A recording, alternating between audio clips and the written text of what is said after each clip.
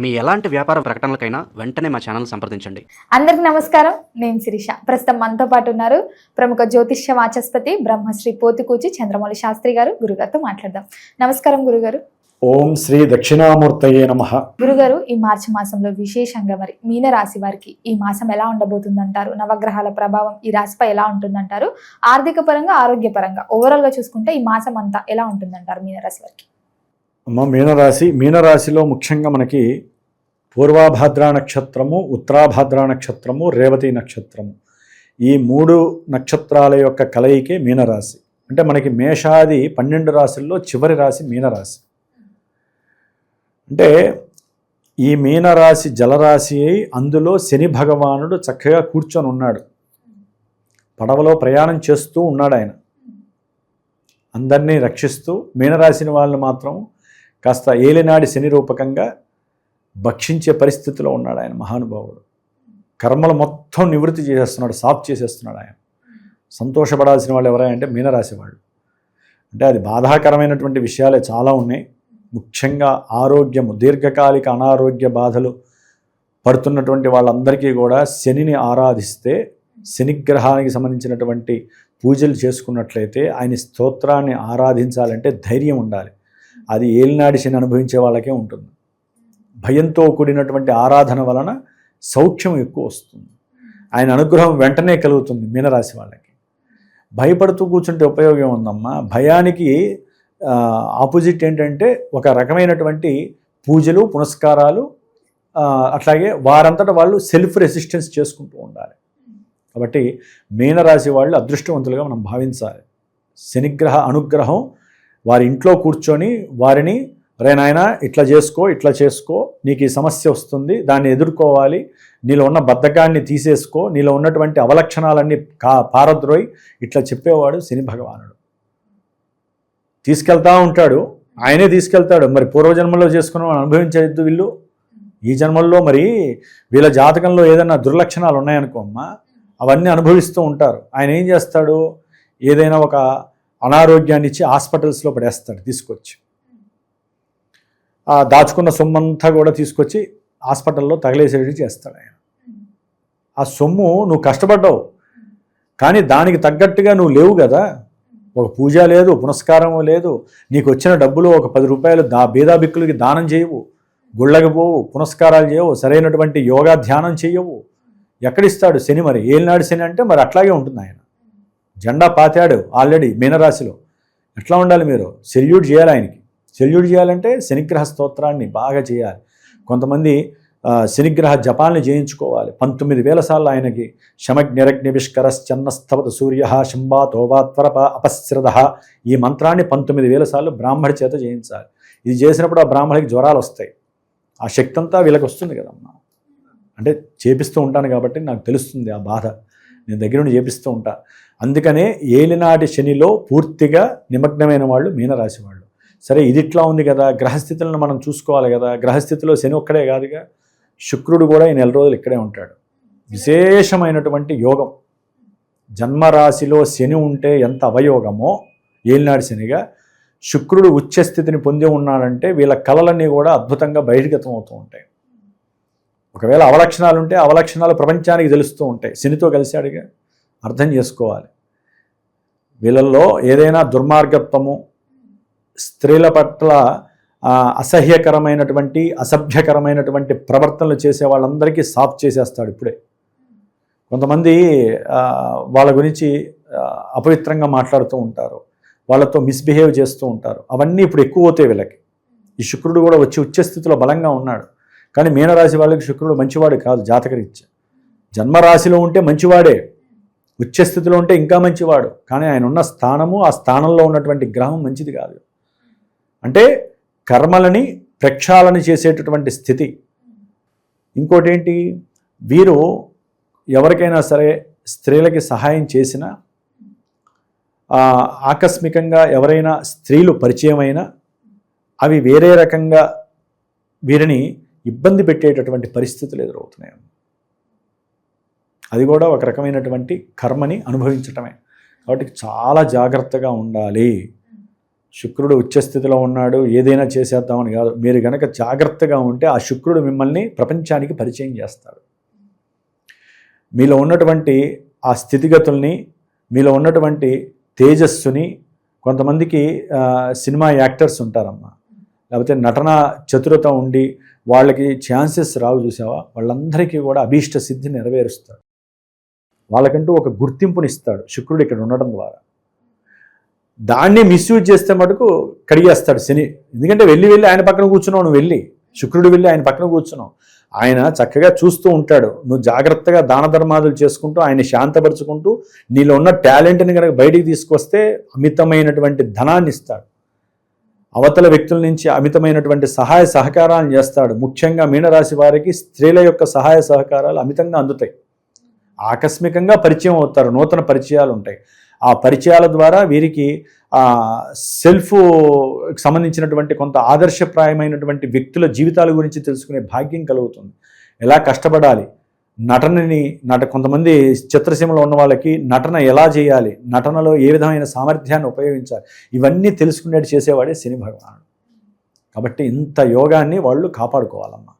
ఇంకొకటి, అసలైన పరీక్షాకాలం 12వ స్థానంలో చతుర్గ్రహ కూటమి. ఒక్కసారి వీళ్ళకి బీపీ డౌన్ అయిపోతుంది. గురువుగారు లేపుతున్నారు, చెప్తున్నారు. మరి ఇక్కడ 12లో రాహు ఉన్నాడు, స్మాష్. గురువుగారు స్మాష్ అంటున్నారు. అవునండి, ఆయనతో కలిసినటువంటి గ్రహాలు చాలా దుశ్చర్యకరమైనటువంటి సంబంధిత భావాల్ని ప్రదర్శిస్తూ ఉంటాయి. 12వ స్థానంలో ఉన్నటువంటి గ్రహము రాహువు పూర్తిగా నిర్లిప్తతని, నిర్లక్ష్యాన్ని, డిసప్పాయింట్మెంట్స్ని, వృత్తి ధర్మంలో పూర్తిగా అజ్ఞాన భావం ద్వారా చేసేటటువంటి ప్రతి పనికి, ఉద్యోగం కావచ్చు, లేకపోతే వీళ్ళు ఏదైనా సేవాధర్మం చేస్తున్నా పూర్తిగా వారిలో ఉన్నటువంటి స్వార్థాన్ని బయటపడేస్తాడు ఈ రాహు. దాని ద్వారా వీరికి అప్రతిష్ట, కీర్తి దెబ్బతింటుంది. అట్లాగే తండ్రి గారికి సంబంధించినటువంటి గవర్నమెంట్ ఉద్యోగాల కోసము వీళ్ళు ప్రయత్నం చేస్తూ ఉంటారు. మాకు వస్తుంది అనే ఒక ఆలోచనలో ఉంటారు. మొన్నటిదాకా బాగుంది రవి బలం.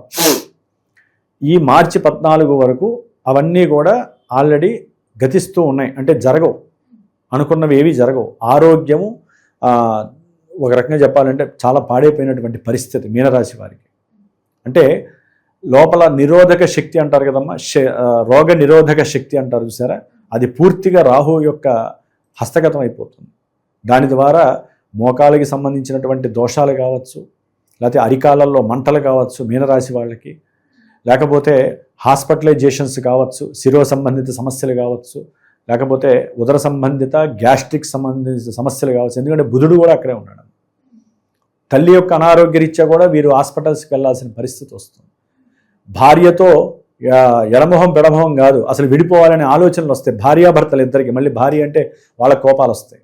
అంటే దాంపత్య జీవితంలో ఎవరైతే ఉన్నారో భార్యాభర్తలు, వాళ్ళ మధ్య అనుకోని సమయంలో అనుకోనటువంటి సమస్యలు ఉద్భవించి, ఉద్యోగపరంగా కావచ్చు, లేకపోతే వారికి ఉన్నటువంటి సేవకా ధర్మంలో ఉన్నటువంటి పరిచయాల పరంగా కావచ్చు, లేకపోతే కుటుంబంలో ఉన్నటువంటి